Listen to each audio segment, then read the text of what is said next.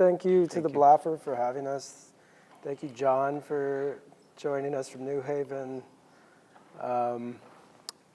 It's been really great, as always, working with you. Mm-hmm. And so I guess I just kind of want to start at the beginning with you. I'm not sure how much background people know about you. I'm obviously very familiar with you. We have a really great relationship. But if you could start by just kind of talking about sort of the beginning for you in terms of art, the first memory that you have sort of making art, and who were sort of the figures early on that kind of supported you and encouraged you to make work? Can everyone hear? Like in the back? Okay, I didn't know if there was a mic or anything. Cool. My first, I guess, involvement, well, I really didn't really call it art as a child in elementary school. It was just an activity we do as a child just to occupy our time. And, just did it for my own pleasure and for my own entertainment. And then I was very fortunate to have a teacher in elementary that really nurtured my interest, which she taught me what was art. And she started buying me books and really showed me the fundamentals of shading and contours and just really the basics of lighting within drawing. And so I think my earliest involvement was probably the most important throughout my entire life, because that's really what set the tone for the rest of my life. And it's funny how shading just, it's the fundamentals of everything I do and value, and it just spawned to what things are now. But I owe everything to Mrs. Duncan, which I can't find her, and I don't know where she is, but wherever she is, I hope she knows. What's also interesting about that is she would go around telling everyone what they're gonna do when they grow up, and she actually said that I was gonna be an abstract painter. And I was kind of pissed off because I wanted to be a realist. I wanted to draw exactly what I saw, but I was a child, so like that was my whole goal, is how can I copy exactly. But she was right. What grade was this in? Probably like second or third grade. Gotcha. I remember you saying that making art was the first thing that made sense to you, right? You talked about how it felt right. It felt right. Yeah. It's like something that felt like I was fulfilled. I was fulfilling something, whatever like that natural, was. Basically. It felt natural, exactly. Right. Not knowing what that meant, it just felt right. And it was me, as I got older, understanding not to resist that urge, that impulse to do what I feel I should be doing. But you did, for a while, stop making work. So I remember you saying that your interest went into like BMX and music. Yeah, I found other avenues to push my interests, and we don't really think about it as art, but like skateboarding and BMX, like that's also a form of like creativity, because you're also trying to push yourself to do things, and then also made music. I was in a punk band, and so that's just another form of art.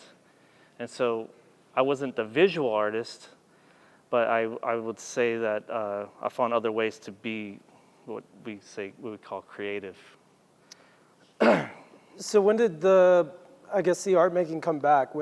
How did you get back into making work? And I guess you started doing shows and later on getting back into art is really surrounding myself around other people that were making art, and it's also what I reminded myself, or they reminded me of that interest I had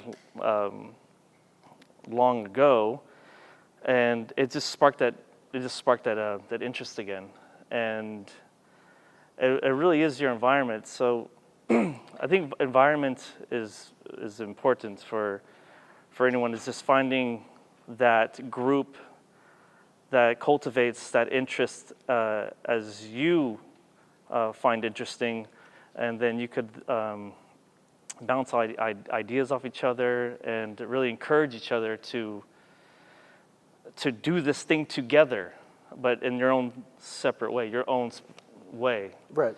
Yeah, And I think so- a lot about your art making or your art practice has to do with sort of encouragement. I feel like there's always sort of been figures that have been involved in your life, whether they be artists or curators or, Yeah. you know, what have you, professors. But who were some of the people when you were returning to art that you were kind of looking at or being influenced by? Yeah, it was just so weird. The people that, you know, I was in my 20s and I was young, and whenever at that time, like, you just have random people sleeping on your couch, and you're sleeping on other people's couches, and you just wake up not knowing where you are. And so I just found that this guy, he was a photographer, and he was like, "You want to go out taking pictures at parties, at house parties?"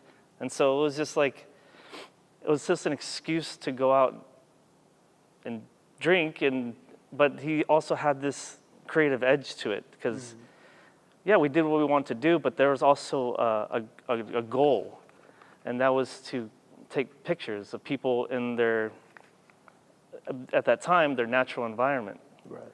And who was this artist? Fabian Villa. If anyone doesn't know who Fabian Villa is, I highly recommend it, especially if you're interested in photography. He's a member of the Essentials Creative. They're based in Austin. Yeah, it's a collection of creative like group. 6 people, Yeah, maybe more around or that. less. It fluctuates. It fluctuates, yeah. Yeah. Great photographer, and then I got into I got into a relationship with someone that, well, I started making drawings at the time too. So, you know, did the photography thing, and then it reminded me to, oh yeah, I did draw at some point, at some time, and then I started this drawing again for my own interest. Not really, I had no other purpose except for myself. Sure. And so I just had a bunch of sketch pads just full of drawings, and the girl I was dating at the time, she was like, you're good once you just keep doing it. Like she just kept encouraging me. And then I was like, yeah, it's again, it goes back to like this idea of encouragement and nurturing and finding that environment that can really push you to do the things that you want to do. Yeah, and so again, she encouraged me, and then I was like, you know what? I got to do something. So I was working this dead-end job, and I was like, you know what? I made the decision, I'm going to either get a studio, lock myself in the studio, and just make what I've been making. But the other route, which is what I'm very happy I chose this route, is like, let me just get an academic, let me get some training. Sure. So I know maybe I could refine it, but really, more importantly, it was really my only opportunity that I saw that I would be able to expand with different mediums. Like I never, in any other environment, I think I never would have done like ceramics and performance and sculpture and printmaking. It was just. This is when you enrolled at the Southwest School, right? So this is right. So I enrolled into the Southwest School of Art, which, rest in peace, that program is now gone. You were the second class? Third class. I was Third the third. class. Yeah, I was the third graduating class, and then soon after they did something else. They went away. I don't know what they. It's part of UTSA now. It's part of UTSA. Yeah. Right. And so, I was very fortunate to have a very strong relationship with a lot of professors that, again, really pushed me and nurtured my interest in art. And I guess that's within my practice. I like to experiment. I like the unfamiliar. And so my professors were always advocating in to being uncomfortable. You also lose interest in things. I mean, I lose interest a lot, very you need quickly. like stimulation constantly. Yeah, it seems like. I have attention bullshit disorder. Right. So at least I'm self-diagnosed, but I can't focus very long. So I call it productive procrastination because like I procrastinate on the things I'm doing, and then I find something within, Right. art, and I occupy myself through those methods, Sure. just so I could stay, Actually, I haven't lost that process. If you go into my studio, there's paintings, there's drawings, there's sculpture. There's just stuff everywhere, Right. and so there's wire sculpture. There's just things to keep myself interested. Right. So you're also primarily self-taught. I went to school a little later in my life, like my early 30s. So Right. So what was that like to kind of go into this more like structural kind of curriculum-based program where? I was excited for it because working and developing my own. I don't want to say style because there isn't. I don't even know what style really is, but working in the method, the techniques that I was using. When I went to school, I wanted it to change in a way that felt more refined, whatever that meant at that time. I wanted to change. I embraced that change, and I wanted it to. I was hoping it would change, and it did. And so school for me, for one, I needed structure. I'm so everywhere, and school was a great way to create that sense of structure in my practice. And so. And at the time, you were mostly doing drawings and Yeah, it was like printmaking? nonsensical, what seemed like nonsensical narratives in drawing, just like these really high concentrated, just stuff happening everywhere, and it was too claustrophobic. Sure. I could only sit down for so long until something needs to happen. And so that's whenever I decided that I wanted my body to be more involved with the work Right. instead you of my talked about hands. sitting at the table. Yeah, it doesn't make and any sense to being me. in this position. Yeah, for too it's like long, right. if you have your whole body to make, you have your hand, but the whole body can be involved in the work itself if you allow it to. And so Sure. expanding the scale, it really allowed me to move back and forth with the pieces. I started to use my arms entirely whenever I work in the scales that I work in now. And so, and I really enjoyed this, the scale that I started to experiment with because I actually felt involved now with Sure. the entire, with the pieces. And this is so now you're going into painting. You're still in school. You aren't taking a painting course, but you are now sort of have your own side sort of curriculum happening. So when I first started, just like every college student, finances are always that barrier to really get to. You have these grand ideas. You have these ideas I want to do this, but I can't because of what I have at the moment. So you really have to take advantage of what can you do with what you have? And I think that in the earliest part of developing your path as an artist is really just whatever you have, just do what you can with what you have. And so I just stole a bunch of paint from the painting department, and I made my entire thesis from paint I found throughout. Yeah. Can you talk a little bit about that thesis though, because you did paintings and technically that wasn't that sort of challenge that you were gonna. So I was making right. So right. I didn't take painting at all throughout my bachelor's. Oh, help me out here, the program. the program. Mm-hmm. I didn't, because I was doing it at home. So I was like, why am I going to do painting in school when I'm doing it at home? So it didn't make any sense to me. So the dean's like, you got to submit something. What are you going to submit? You're doing printmaking. He's like, no, I'm not doing printmaking. I'm a painter. but you never taken a painting class. How are you going to Right. submit paintings? He said, well, just go ahead and send me a portfolio, and we'll see where to go from there. But they resisted because, again, like I didn't take any painting courses throughout my entire academic career. He said, go talk to a painting.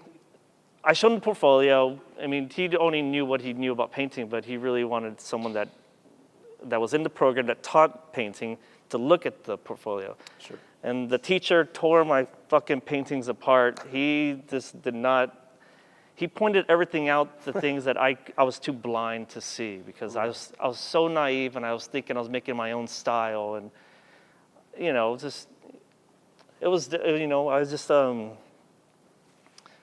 he humbled me.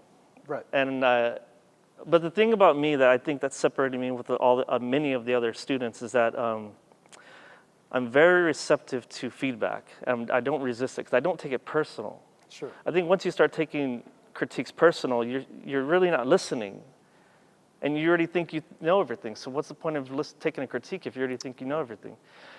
So for me, even if you don't value this, someone's opinion, I always think that just listening, you just gotta let it roll off your shoulder. Take what you can in the critique, and then you know, let the rest fall on the wayside. And so basically this painting professor then challenges you essentially, right, to sort of paint on the daily and stay in the studio, which I think in a lot of ways kind of helped you develop the studio practice that you keep now.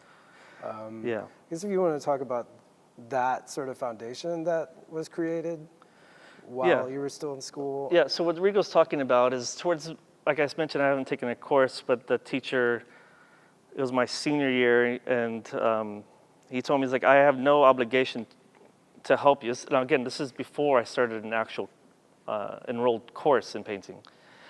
I asked for his advice, and as the summer's about to start before my senior year, but I want to be a better painter. Sure. That's what I want to do. And he's like, I have no obligation to help you, especially if I see for a moment that you're not sincere about this decision, then this will end. And so he gave me a task, he challenged me to paint every single day for the entire summer in grayscale of still lifes.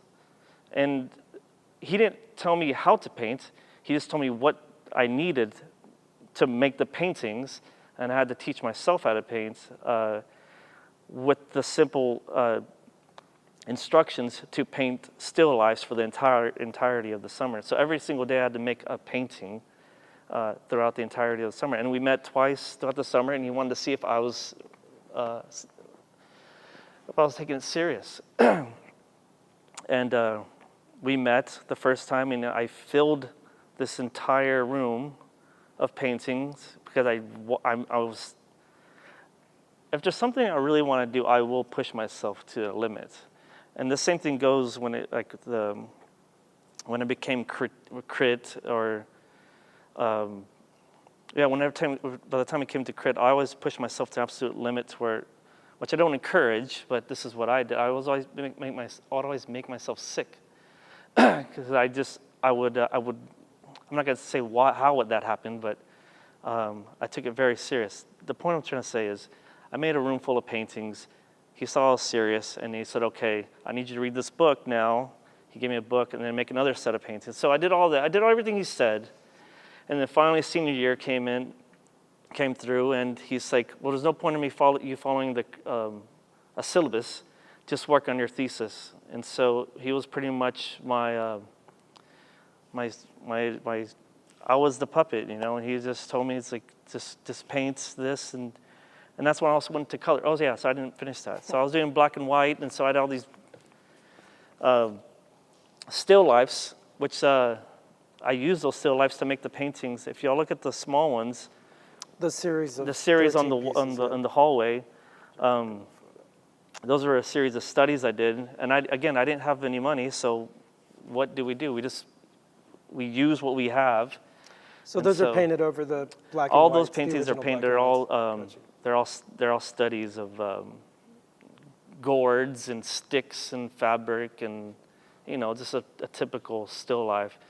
But it was really just for me to understand the medium. That's really the reason why I was told to do those that sort of challenge, and that's also how I started to develop my own techniques, because there was no real instruction. It was just this like these things that I had to use and just figure out on your own. So from those small studies, now you jump into large-scale paintings, and then that sort of becomes... Those were the catalysts to the large paintings. Now, I didn't copy them, I took what I learned. Right, the medium, yeah. Some symbols. Yeah, yes, the symbolism, the color, like the color theory.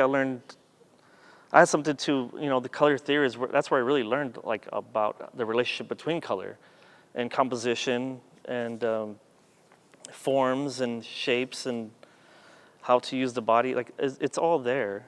And then I just started to expand on that with the larger pieces. Again, like I can only work on a small scale for so long. Sure. Until something has to break, something has to be changed. I guess if you want to talk about, now you're going into the larger paintings. These are sort of the paintings that we see in the first gallery. I mean, you basically always work large now. Can you tell me about the style that you develop? Because I feel like it's constantly changing. Like there's like phases of you so far that I've seen. There's the works that you make immediately after these small studies, and then there's the sort of the simple sort of toned down works that you're doing in New Haven. Can you just kind of walk us through, I guess, the color concepts, or if you want to talk about the symbols in these paintings? Yeah. And So how they transition. I would say my practice is in constant evolution. Like I'm always changing because of either my environment's changing or the people I'm around are changing, because my work is really influenced by my surroundings. I don't use photo references. My life, the conversations I have, the weather, the memories I have, or the memory I'm creating at the present moment are always in constant influence in my work. And that's why the paintings are never, I would say they're always changing without me even knowing that it's going to happen. I think for me, I just don't resist that change. And that's what also keeps painting exciting, because once the painting, I found it so hard for me whenever I already know what's going to happen. I just don't do it, because in my head it's already finished, and I already could. It's like reading the end of the book, and it's like, why am I going to read it? I already know what the end's going to be like. Sure. So whenever I'm in that sort of state of mind, when I feel like the prediction is there, and I could already foresee what's about to happen, I would just procrastinate, and I'll do something else, or I will radically make a change in the painting, or even something I had to teach myself is like I will purposely erase the most successful part of the painting, because once you have a part of the painting that is far more successful than the rest, the artist is no longer in control. The painting is now telling the artist what to do, because it's trying to catch up to what the successful part of the painting is. As far as me, I'm not saying this is for everyone, but. And so one thing I had to teach myself, which was very difficult, is that once I erased the most successful part of the painting, I feel that sense of liberation to work on the painting as a whole, as opposed to segments. Right. And so training, I don't know where this is going anymore. I'm curious though, because now you're removing, right? How are you removing that? You're using, what kind of tools I just, or techniques are you using to do that? I'm curious also, because you're taking away, but there's also so much buildup in your work. So if you could talk about both of those parts of your work. I mean, people are always commenting on the edges of your paintings. and the buildup of those paintings. And so if you could just kind of talk about all of those things. Yeah, so the develop, if y'all see the impasto on the canvas, that's really because of the constant evolution of the painting, the change in the painting happening over and over and over again. And after the seventh time, the seventh drawing, or the seventh phase of the painting, it becomes something I never really intended, because it starts off with a drawing, and then it becomes another painting, and then it becomes a painting, and then it becomes another painting. And then so after all these many paintings that it's going through, that change, that buildup begins to happen. And that buildup happens because I'm very harsh with the canvas. I start to scrape extremely hard because I find it very interesting how the past becomes more present. Sure. And so I will start to see parts of the painting reemerge in ways that I never anticipated or I never expected. Right. And those are the most exciting parts of the painting for me, is whenever I scrape things away and then I start to see new images that I really didn't expect. And then that starts to evolve and starts to influence the painting. And so, and the scraping on the edges was never my intention to do that. It was my process. I don't like to, if I'm working on something, on the painting, I don't want to step away too, because once I walk away and I come back, I'm like, what was I doing? So to alleviate the confusion of leaving the painting, I would just stand there and I'll start scraping, and the closest edge, wherever it is, I'll just clean the palette knife and start again. And so yeah, there's a bit of improvisation in the work that you're doing. I've always kind of wondered, and I guess I've usually caught your works kind of midway when I've visited you in the studio. But I'm kind of curious how the process starts from the beginning. I mean, is it narrative based, or are you trying to tell a story, or is there like, are you thinking like of a figurative, particular figure? I mean, I don't want to influence your answer, but how does that happen for you? How do you come up with the concepts for the works? I think the figure has always been a concept. It's sort of what I'm very familiar with within my early paintings. It sort of just followed me throughout my life as a painter, and now I'm trying to find other ways of using the body. So now I'm experimenting with the internals of the body with my current paintings. But the way my paintings usually start is through it's a wash. I'm too intimidated by a clean, pristine canvas. Sure. So I always stain them so I could approach it with a little bit more honesty. Oh, well, not honesty. Without any sense of questioning. Now I could work more direct, because nothing has really set in.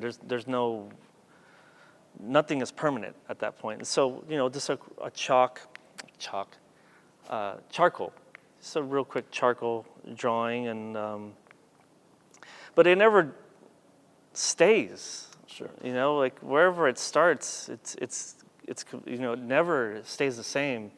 So it's just somewhere to start. That's all. The whole thing with the charcoal is just the way to get me going. It's the fuel to keep me going.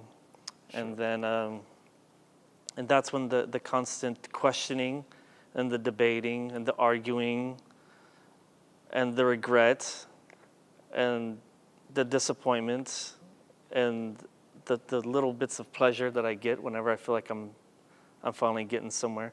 But I hate the paintings for the majority of the time, which is why I'm able to make these changes so easily. Sure. Because I don't like where it is, so why am I going to keep like that? So it's in constant change because I'm in constant. I'm always arguing. Yeah, it's kind of a battle. Oh man. We talk a lot, and you're upset at multiple pieces at one time. Yeah, I'm very destructive in the studio. So I used to break things, like I broke my chair and I broke my my stapler. Do you And see those things making their way into the paintings, though? I think the mean, frustration finds its ways into Right. the paintings. But the objects themselves. that But the you're objects making. are just, I don't know, something good about breaking something of value. And so I just started, that can only go on for so long. Like, how many staplers can you buy? And so you're like, okay, well, so to fix that, I actually started keeping pieces of wood, stretcher bars, and it seemed like a much more financially feasible thing to break. And so now these pieces of wood are finding themselves in my sculptures that I'm making. So now I have all these splintered pieces of wood, and I just started screwing these pieces of wood together, and they kind of had like their own interesting, to me they're interesting, like sculptural, I don't know what the hell they are. I'm still figuring it out. I just started doing this, so I'm not sure but what's interesting about that is whenever I was in school, I did like sculptures too. So it's like, it's not too far from what I was doing and experimenting with whenever I was in school. Sure. Which is the reason why I went to school, is to experiment with different mediums. Right. And so it might seem like a new thing, but it's new. It feels new, the way I'm approaching it again. So while you're talking about the studio, there's been a lot of change in your life. I mean, you've left San Antonio, you're now in New Haven. One of the major changes, I think, and you could see it in the work and just the scale of it, is that you used to work in a small apartment that I guess the largest you could paint was maybe 6 feet. Now you're making much larger canvases. What else has changed, though, about not being in your home city, your home state, now being in New Haven? What's your studio practice like now, and how much time do you, I guess, spend working in your studio? My studio practice. I know it's very important to you. So. Yeah, I'm such a mess in my studio right now. I just moved for like the fucking third time in 2 years or two. I don't even know how many times I just feel like I've been moving constantly. So,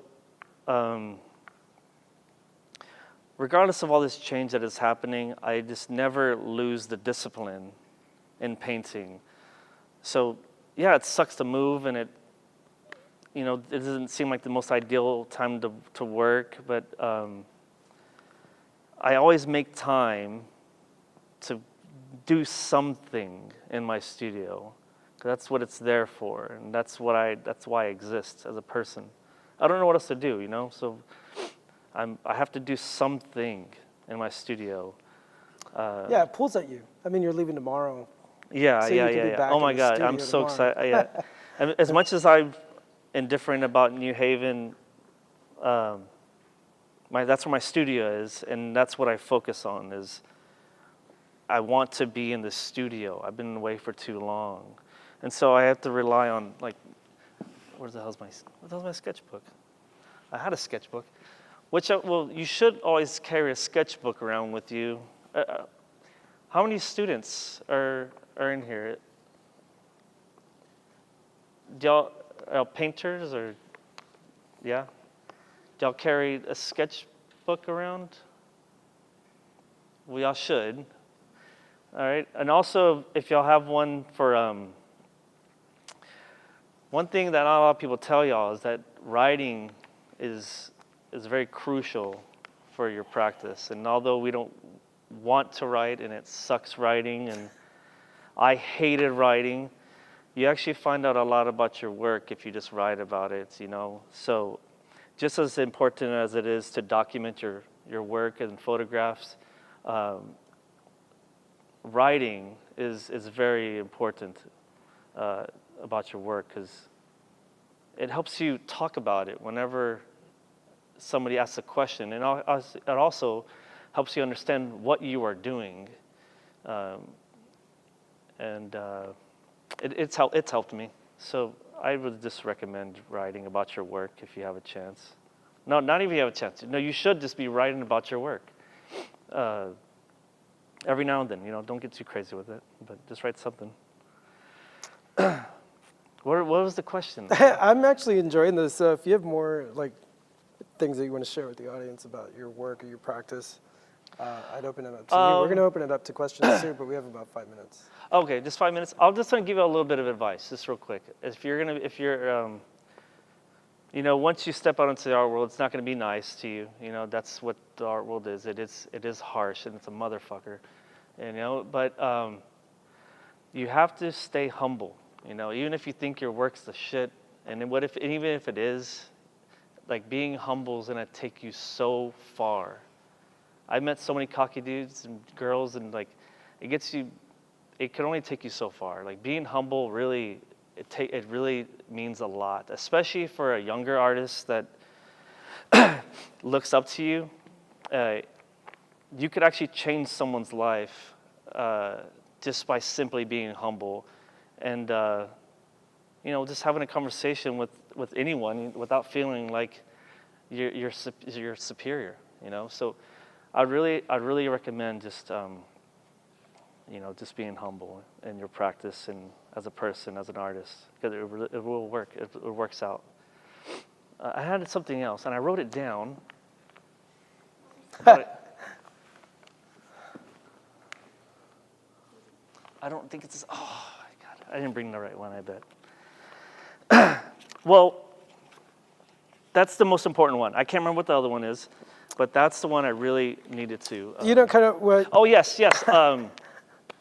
Make bad art. Oh sure. Make mistakes. Huh? Make mistakes. You have to make mistakes. Make shitty art. You have to make all this shitty art. It's okay to make shitty art.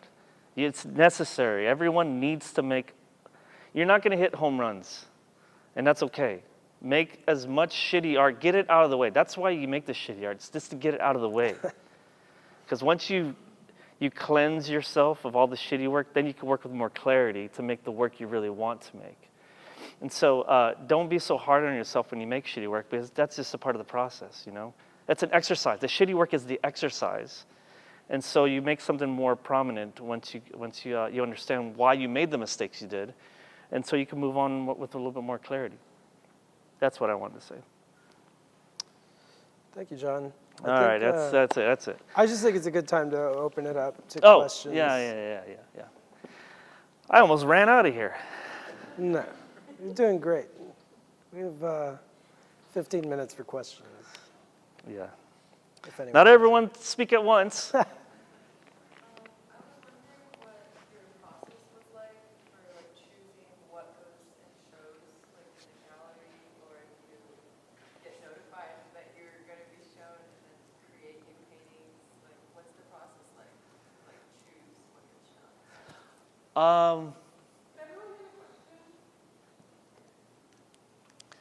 What did I choose?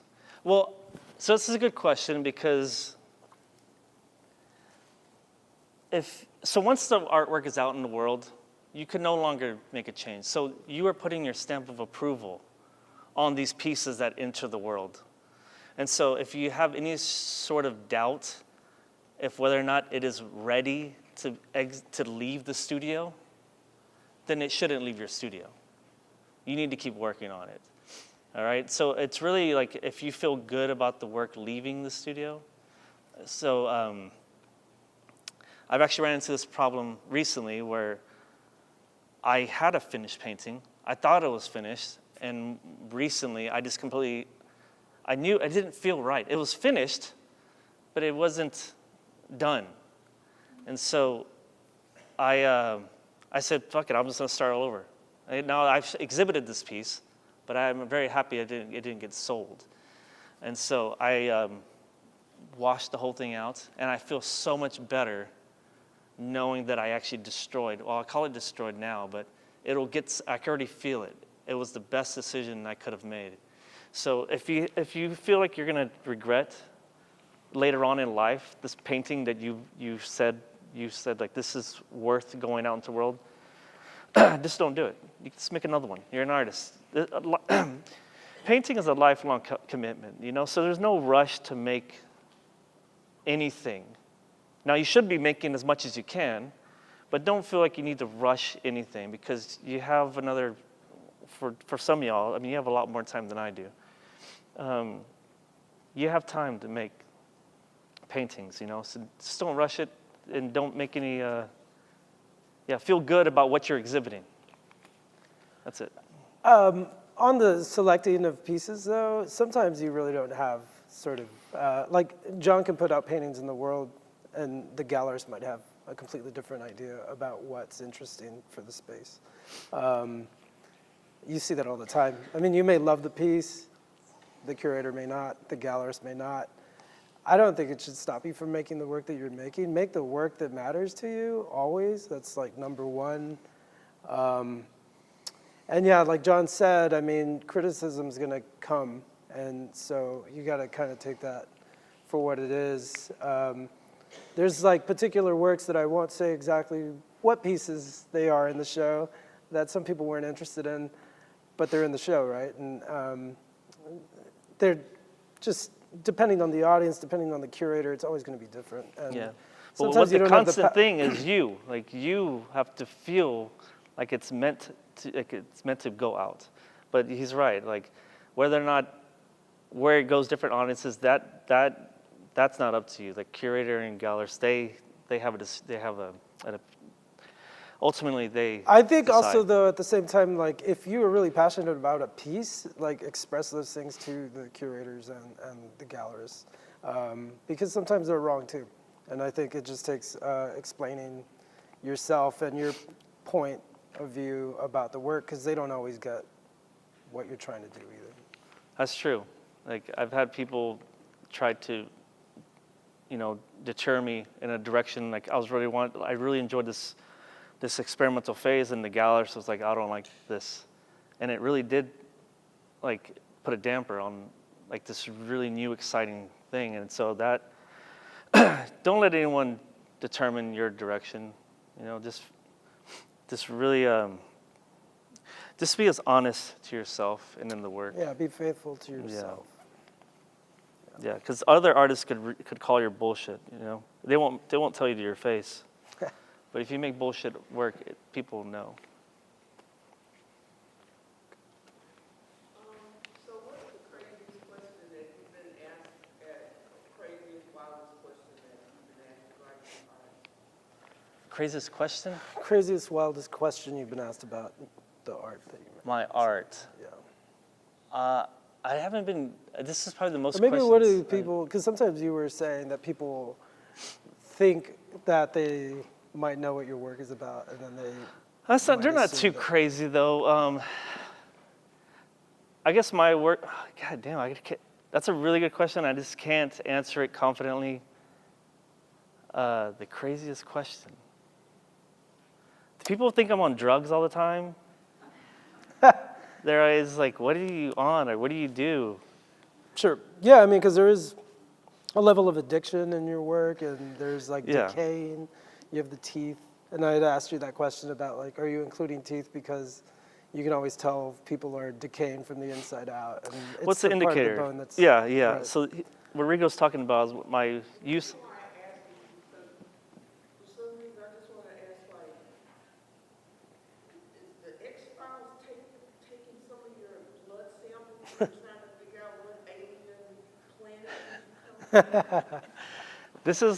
This is how my grandmother, not to say, but my grandma doesn't understand a lot about what I do, and I try to explain with her, but she has these wild ideas, and I feel like I should just make art about what she's saying, because I feel like her ideas are much more interesting than mine.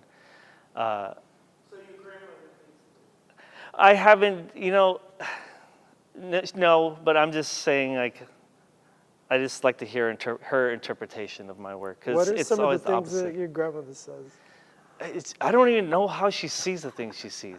I hear her, and I'm like, where are you seeing any of this? What, an example, if you could? I can't even tell you, because she just thinks, so wild. Oh, I see a bird. I see a bird, and I see, of course, the blood. They say, I see blood coming out, and which is not really blood. It was, well, I don't want to take that away from her. You know, she sees what she sees, and who am I to take that away from her? So I just like hearing what she has to say, and whatever she says is valid. And I'm not anyone to correct her, because once I'm gone, once we're gone, people are going to make their own interpretations of your work anyway. So that's another why documentation's important. Whenever you write about your work and you leave remnants of what the work's about, you can't dispute that because you wrote it. So that's another reason why writing about your work is very important, because if you want someone to understand really what the work is about, and you don't want anyone to misinterpret what that is, your writing that's the validation of what it is. If you want that to be, if you want to have it open and dialogue about what it really is, then just don't write anything, or just be vague about it. I'm gonna go in the back first. Yeah. Can you speak a little more about your writing process? Do you write every day? Do you type on the computer? Do you write in a journal? I have this. Well, I have another one. I have one for writing, which has lines, and this is my drawing. This is my drawing one. Do you read any art criticism? Not criticism. I just read some of my favorite writers. I read a lot of Hemingway. I read I don't know how many books of his that I read. What's a lot? I read the Republic. I even read like a lot of like the Tom Sawyer and Huck Finn. This creative writing, like Mark Twain. Just reading Mark Twain. Just read anything. It doesn't matter what you write, as long as you like what you're reading. Just read it. And as far as the writing, I used to write a lot more. It's becoming a little bit. I sound hypocritical, but I do still write. Like I said, I carry my. But I used to write a lot more in the past. As long as you do some writing, just write something.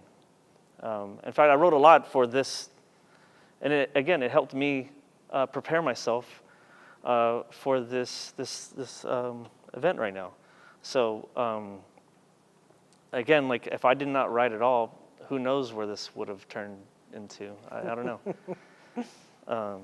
So, especially if you love writing, just really, really, really push it.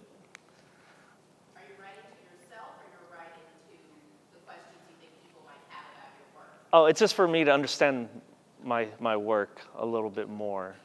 You know, that's really why I do. Because a lot of my work is subconscious and intuitive, and sometimes I don't know why I'm doing this. So when I look at which is another reason why I don't title my work until the end of the painting, because I really don't know what the paintings really are until I live with them. So I had to develop the relationship between me and the piece itself.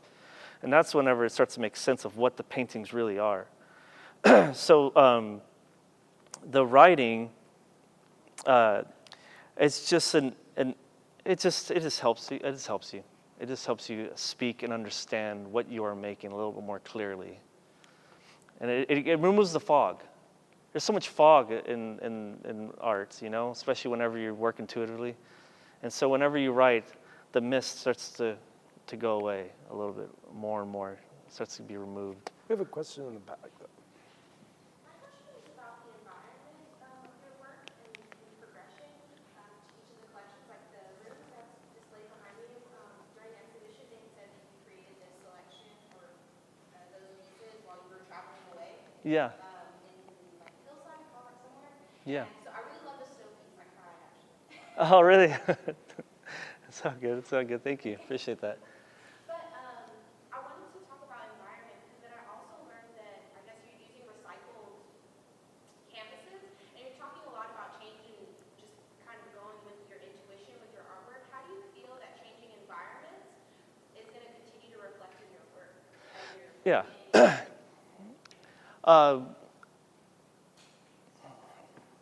The minimalist body of work that you saw there was the body of work that I made moving to New Haven. And this is the first time moving outside of this is my first time moving outside of Texas. And I remember whenever I was going to move out of Texas, I was like, something's going to happen to my work. I don't know what it is, but I know it's going to happen. And so when I moved to, did I say New York? New Haven. Okay, New Haven. So when I moved to New Haven, I felt it stronger, like the impulse was coming. And the thing is, the key here was really not to resist it. And it was really important to me for me to listen, because I wanted to go into a different place I'd never been in my work. And so these are more like landscape paintings, because, well, they're not there anymore, but the whole body, okay, let me start out, because the entire minimalist series was really me to understand what the signature of a line was. And so I was looking at a lot of painters that were making drawings, but I started to identify who the artists were just by their line drawings. And so I got curious, and I was like, well, what is my signature? And what can I do with that signature, the simplicity of a line, and also cut all the color out? What's the most I could do with the basics of a line and simple color? And so now I know what I want to do as far as make a line. Now, what is the influence? What is the subject? And so I started making landscape painting. So I made a white one, which was the snow. I don't really, we don't have much snow here, but it's plentiful over there. So I started to see sticks and grass poking out of the snow, and that's what influenced that snow painting. And then, but there was a big change in your yeah. life, and not just in terms of environment.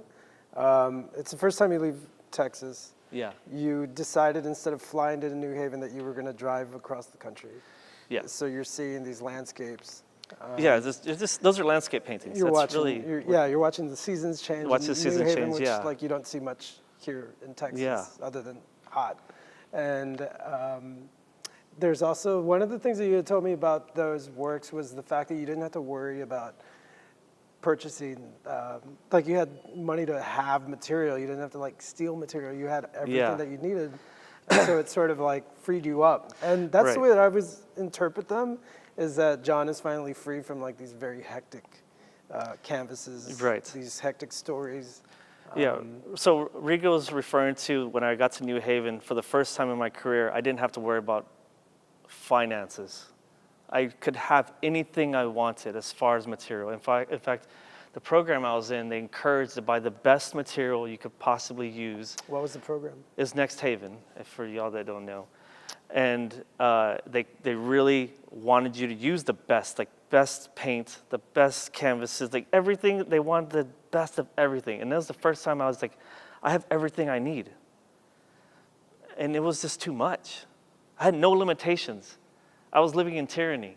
I had nothing to pull me back from anything. I felt like I could conquer. It was too much freedom. It was way too much freedom. So there's a lot of reasons why I made that series. It's not just one thing. That was one thing. I just had too much freedom. And I was like, I need to pull back. And again, it's just like humbling yourself. It really felt like I was humbling myself. Just got rid of all the color as much as I could, a single color, focused on line. And what have I not done? I don't do landscapes. And it just made sense. I'm in a different environment. One of the things that we talked about a lot back then when we did the press house show is how confined all the pieces looked. Like, there was like these central figures that were confined inside of a room. And every time I went into your small studio space in your apartment, which wasn't really a studio space, it was the living room of his apartment. Yeah. It was just cramped and just full of canvases.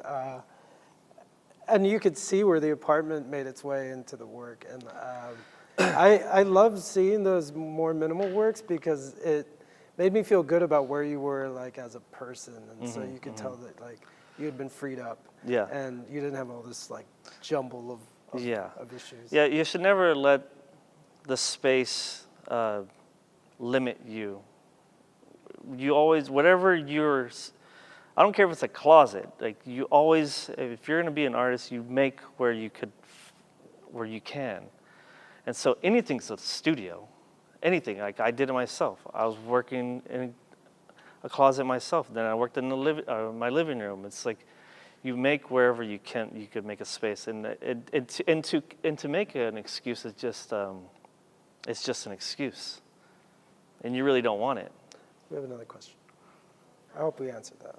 I kind of have like a two-part question. So I noticed in a lot of your works, I don't know if that's the case for all your works, but you have a lot of hands. Does that have a meaning? And also, can you talk a little bit more about your painting that's in the Blaffer right now? I think it's called Wake. Because it seems kind of different than all the other paintings that you have. Yeah, you're referring to, so the painting he's talking about is the meat painting that, oh yeah, that one right there. It was my experimentation of using the internals of the body. Or like, I pretty much remove, I use the body often, and there's reasoning behind the body early in my work, and it's just something you carry over for myself into, well, what else can I do with the body? And so I decided to rip off the skin, and I wanted to see what an ocean of meat would look like.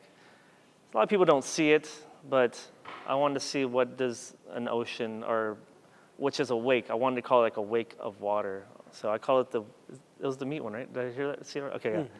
So that's also the first time I work in repetition, like as far as the same body part over and over. I don't typically like painting the same thing over and over. So if you see the painting, you'll see, like, although it's the same body part or similar body parts, they're stylistically, they're done a little bit different everywhere because I needed to do something different. So that painting was really my experimentation with repetition within the same body part or similar structured body parts, like the bending of the elbow and the knee. As far as the hands, I don't even remember how that happened such a long time ago, me using like the hands and the feet. It just really started from my original body of work when I would paint these slumped, hunched over, decaying figures that I was very much familiar with, these people in my life. And so it was, within my earlier work, I was just mimicking what I saw, but also what I felt they were feeling. And that's why they have like this really hunched, kind of like exhausted figures. So that's where the hands and feet came from. You mentioned that you were in a punk band in your years. I was wondering if the ideals of being punk and just generally the subculture are embedded in your art now, or if that you just kept that. I heard, did you say punk? Can you say it again? I missed it. Oh, go ahead. Say what we're saying. If like the ideals of punk are embedded in your life or in your art now. Yeah. You mentioned it earlier that you were in a punk band. Yeah. What I really liked about those times is like, it was such a dirty, gritty life. And so like, it almost felt like a lawless, like I felt like an outlaw. Like you just live for really one thing. It's like music. It's we call it a lifestyle, being punk is like the lifestyle, But that lifestyle always carries over. It also carried over being like in BMX and being a skateboarder because they have like this, I'm gonna do what I want fucking mentality. I don't give a shit what y'all tell me because I'm just gonna do it. And so with painting, I would say like, I very much had that approach where I don't fucking care what, even if you like it or you don't like it, I'm gonna make the most honest piece of work that I can make. And that's really all that matters. And I think for everyone, everyone should really take that into consideration, that the first approach and the last approach you should make in your art piece is this the most honest thing you're doing? Does it make sense? And is it true to yourself? And so, as far as like the whole punk thing, it was just a fun time. I don't know. It was a really fun time, and I think as some of that, I still listen to some of those bands, and I can't go to the shows. I'll be at the back if I were to go to the shows, which is what happens when you get older. But well,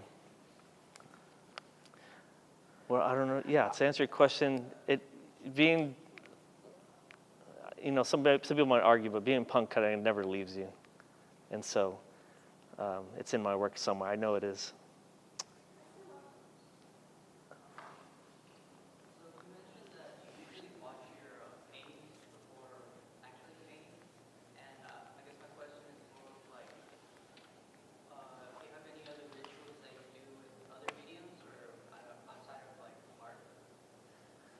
man, I'm sorry, I can't hear. I have hearing problems, probably because I was in a band. I have really bad hearing problems. Can you say it one more time? You said you wash your paintings before actually painting. Oh, yeah. And I guess the question is more of like, is there any other rituals that you do in different mediums or outside of art? Well, I'm an artist, so I definitely don't have that approach when I'm cooking. So I think painting is the only time I could really allow myself to break whatever.